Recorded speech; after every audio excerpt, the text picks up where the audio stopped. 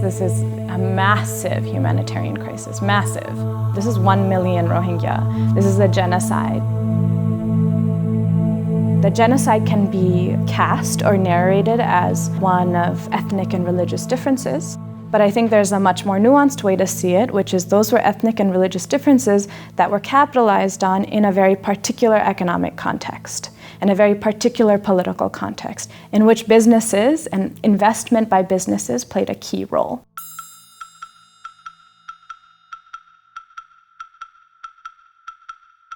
They've just gone from being essentially fully employed because they were subsistence farmers or business people to now having no job at all and being entirely dependent on aid agencies for survival. And so it seemed to me that the lack of work that they had, the cost of that was far more than just the lack of money. The motivating idea behind this study was to capture the psychosocial benefits of employment, and then on top of that to understand how those psychosocial benefits may be mediated by your past, so in this case the trauma that refugees experienced, and then also your future, the sort of deep existential uncertainty people have about their future. Our basic design is very simple. It's simply to randomly assign one group a cash treatment, which means at the end of a month you get this amount of money.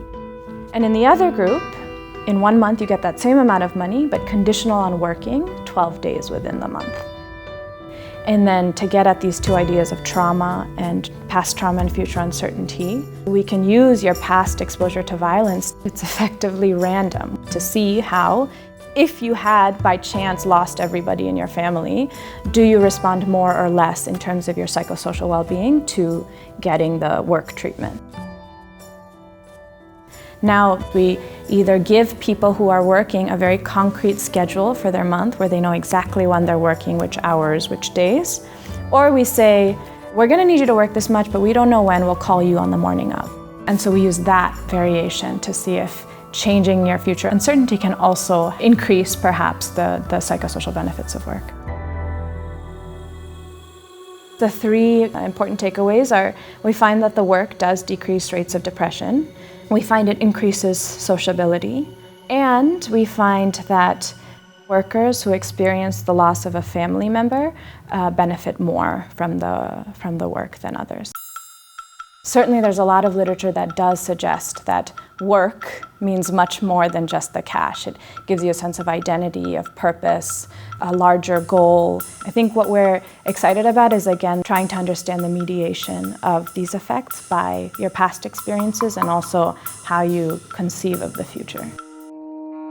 As business leaders should recognize and be very careful about tracing where their money is going, where their dollars are going, because often if they're going into Myanmar, they're going into businesses that the Tatmadaw, the Myanmar military, has a hand on. The Rohingya, this migration crisis is in many ways an embodiment of a much larger problem that we will experience only in greater scale over the next many years.